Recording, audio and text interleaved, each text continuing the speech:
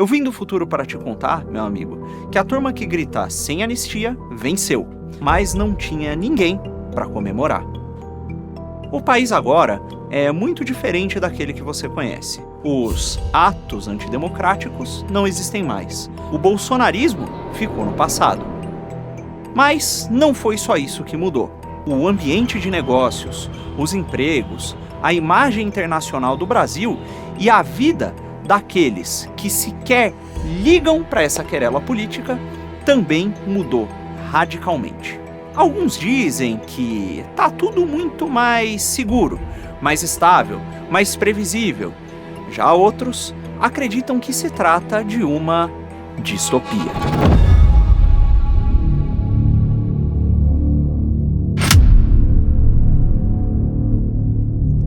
Para que fique mais claro aqui, eu vou contar a história de uma empresa comum, que nunca foi diretamente envolvida com política, mas que sofreu as consequências de tudo o que aconteceu. A data era 30 de julho de 2025, um dia de temperatura amena, em que as chuvas esparsas na cidade de São Paulo molhavam o asfalto da Avenida Paulista e as grandes janelas de vidro do escritório da Meridian Wear. Ao mesmo tempo que a chuva era um prenúncio do que estava para acontecer, a banalidade era um símbolo de como os eventos seriam tratados. Não havia nada de muito especial naquele período. Os negócios iam bem, apesar dos altos impostos. Havia sim uma queda no consumo por conta do escoamento do dinheiro do varejo, que foi para as bets, mas ainda dava para se sustentar, manter a folha de pagamento em dia e crescer um pouquinho.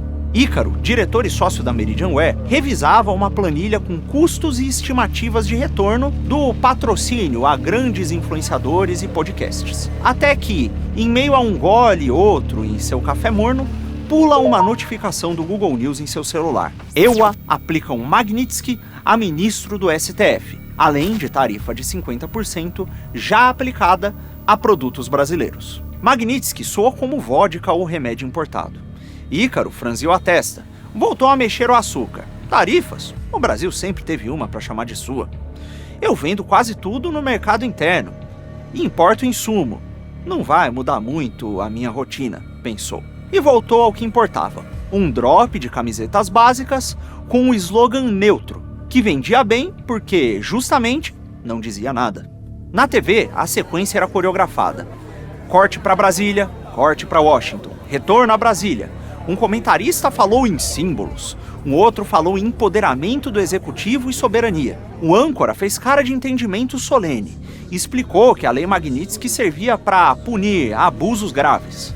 Congelava bens sob jurisdição do EUA e proibia relações com o sistema do dólar. Alguém na mesa repetiu, como quem decorava para a prova. Congela, proíbe, isola. Alguém riu, parecia distante, parecia dirigido a uma pessoa só. Parecia, palavra traiçoeira, inofensivo.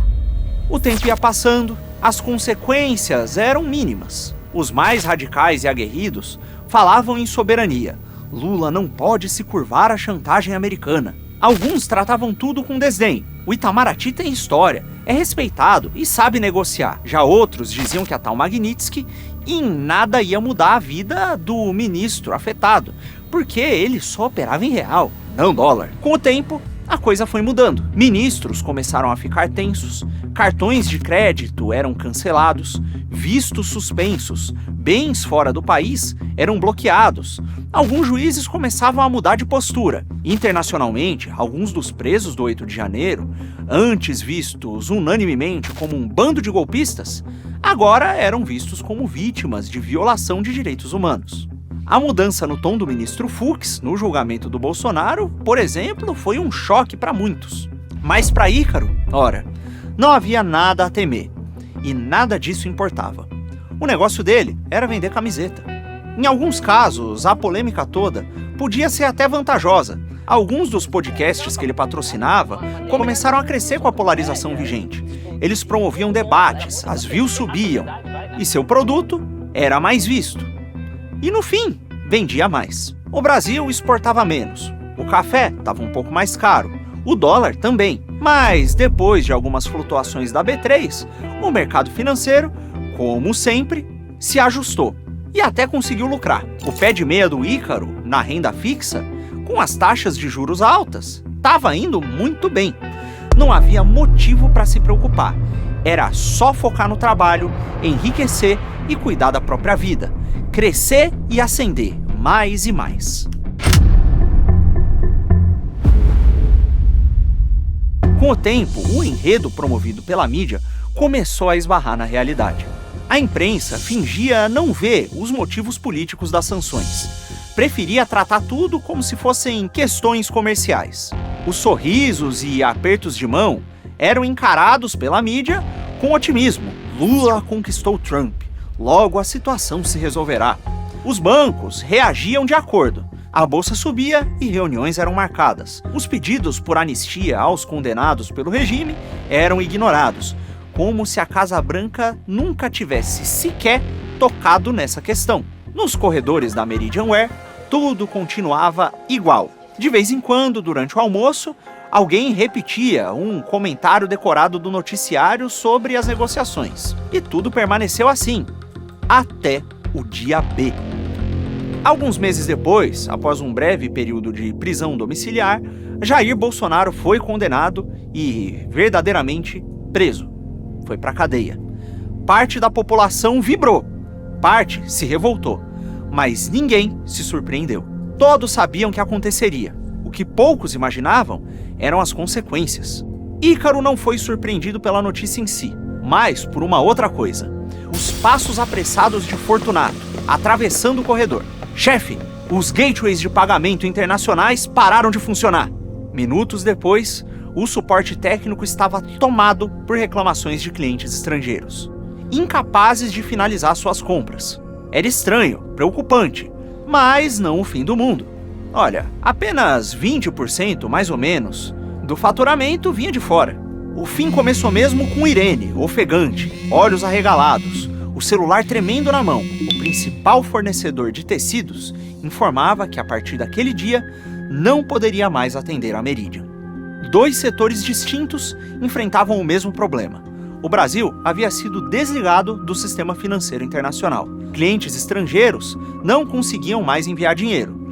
Fornecedores, a maioria com fábricas na China, não podiam mais receber. As instituições financeiras brasileiras tinham sido excluídas do SWIFT. A razão era simples e monumental. Para Washington, o país agora era uma ditadura. E as multinacionais, que quisessem continuar operando em dólar, receberam uma escolha: ou sair do Brasil, ou arcar com multas bilionárias.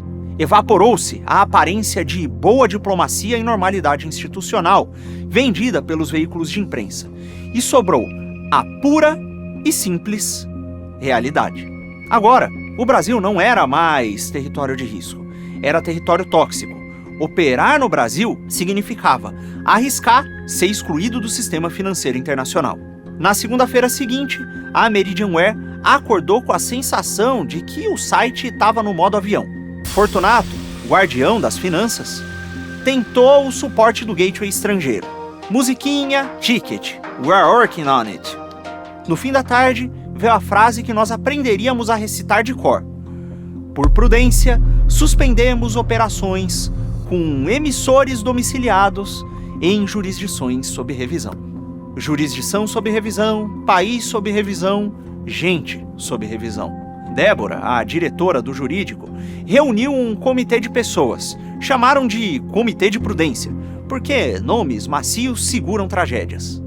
Sentaram-se Ícaro, Fortunato da Tesouraria, Irene, gerente da cadeia de fornecedores, e um consultor de risco lá, que falava como ata pública. A pauta tinha 3 itens. 1. Como receber em moedas que não nos querem. 2. Como pagar a quem já não nos aceita. E 3. Como explicar aos clientes que a culpa é de um sistema invisível que adora multas visíveis. Fortunato propôs o óbvio e o impronunciável. Contas espelho, uso de cripto para transações internacionais, intermediação em moedas que respeitam a gente de lado. As operações financeiras ficavam mais burocráticas. Tinham passos a mais, que levavam a taxas adicionais e às vezes até o uso de laranjas, que cobravam pelo risco de se associar a empresas situadas em um país tóxico. Irene sempre com a calma daqueles que administram o impossível, ligou para 3 fábricas e voltou com 3 nãos diferentes, todos com o mesmo perfume, o compliance. Sobraram as fábricas locais, mais caras, com produção menor. Agora, toda a operação ficou mais cara e mais arriscada. A escala da empresa ia diminuir, junto com os salários e o número de funcionários. Quem sobrasse, ainda por cima, ia ter que trabalhar muito mais. Não fosse suficiente, até mesmo o marketing tinha sido dificultado. As plataformas em que operavam os influenciadores e podcasts patrocinados eram estrangeiras e tinham sido bloqueadas. Só podiam ser acessadas em solo nacional via VPN. E em muitos casos foram substituídas por versões nacionalizadas, com um algoritmo que era democratizado. Ao fim do mês, em meio ao caos das adequações, demissões e realocações, apareceu Débora, do jurídico, com uma ordem judicial, exigindo telemetria, dados de usuários cadastrados na loja, com nome, CPF e geolocalização. Também foram pedidos os históricos de comunicação interna da empresa e da sua relação com programas patrocinados. Acontece que enquanto Ícaro corria de um lado para o outro, não sobrou muito tempo para ver o que acontecia no noticiário. E o que aconteceu? Bom, depois de Bolsonaro, o regime se voltou contra as outras ameaças antidemocráticas. Começaram pelos influenciadores e jornalistas. Depois foram atrás de empresários associados aos atos antidemocráticos. Em seguida, começaram a ser investigados os veículos independentes, que hora ou outra receberam um bolsonarista aqui e ali. E é óbvio, foram também investigados os seus financiadores e patrocinadores. Quem não cooperasse não era preso, mas recebia uma multa diária, dessas que são pensadas para serem pedagógicas. Ícaro sentiu o estômago se diluir como o pó do café na água. Até ontem, a vida era KPI e frete. Agora, era custódia de dados e o catecismo da prudência. A burocracia era implacável, e as multas pareciam ter se tornado uma espécie de nova fonte de arrecadação extraoficial para o governo. Elas sempre chegavam antes que as novas medidas pudessem sequer ser compreendidas. Eram notificações automáticas, mensagens secas, não conformidade com requisições judiciais, prazo expirado, penalidade diária ajustada. Fortunato, com sua calma matemática, passou a tratar as multas como uma linha de custo recorrente, sempre cobrada de maneira proporcional ao faturamento. Melhor pagar do que desafiar, murmurou. Irene acreditava numa eventual pacificação e respondeu: melhor pagar do que desaparecer. As auditorias vieram logo depois. As equipes jurídicas começaram a revisar mensagens internas, reuniões gravadas, contratos antigos. Descobriram que o cuidado administrativo pode ser tão opressor quanto a força.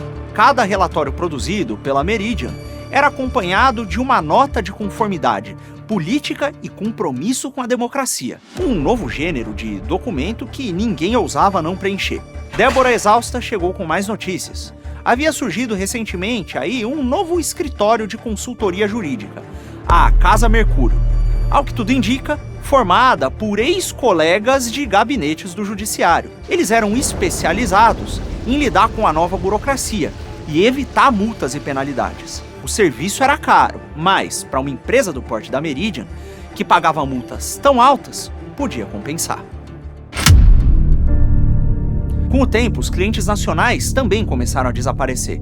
As plataformas estrangeiras, as mesmas que os influenciadores usavam, foram completamente substituídas por aquelas versões locais, harmonizadas, ou por plataformas estrangeiras operando sobre outro nome, tocadas por laranjas, também com política e algoritmo democratizado.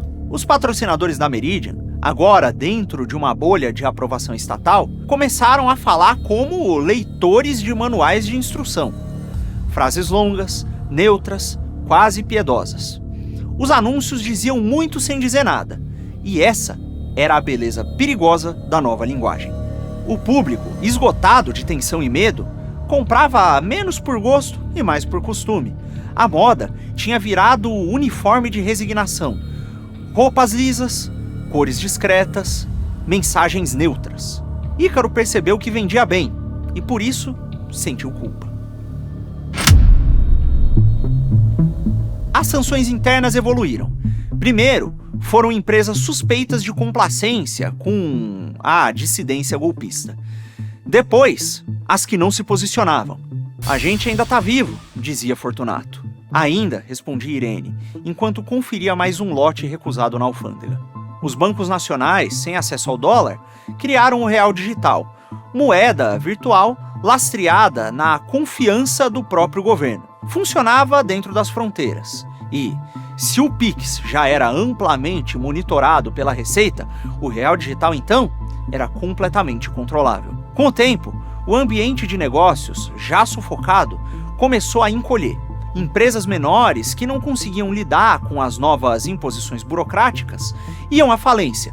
Consultorias como a Casa Mercúrio se tornaram obrigatórias, e aqueles que não podiam pagar eram devorados pela burocracia. Apesar da neutralidade, por conta do seu porte e por contratar a consultoria na hora certa, a Meridian sobreviveu. Não crescia como antes. Parou de ascender, mas continuou operacional. Na madrugada de 21 de junho de 2027, o e-mail coletivo chegou, em cumprimento à Resolução de Segurança Cibernética e Defesa da Democracia. Informamos que todos os registros eletrônicos da Meridianware e a sua operação deverão ser migradas para a nuvem cívica, com supervisão de autoridade certificada. Fortunato leu em silêncio. Irene olhou pela janela. A chuva voltara, como no primeiro dia. Ícaro riu, cansado. Nuvem cívica? Até o céu foi nacionalizado? Ninguém riu.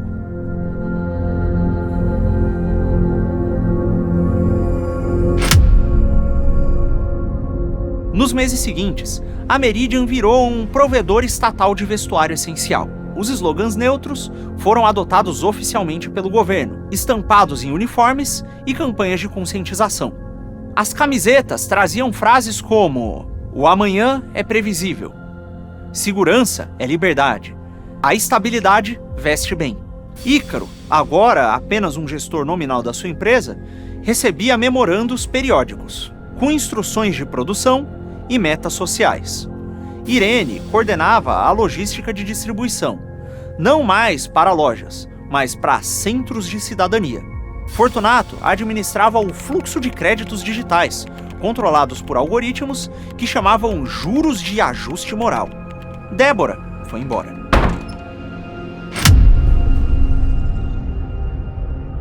O povo brasileiro nunca foi muito rico. Agora era menos. A pouca riqueza gerada se concentrava cada vez mais nas mãos de quem vivia perto do sol. Não o sol literal, mas aquele aquecedor morno do poder, onde as conexões valem mais do que qualquer inovação. Fazer negócio não era atender demanda de gente de carne e osso. Era aprender a dançar a coreografia da burocracia. Pequenas e médias empresas desapareceram como pássaros que perderam a rota.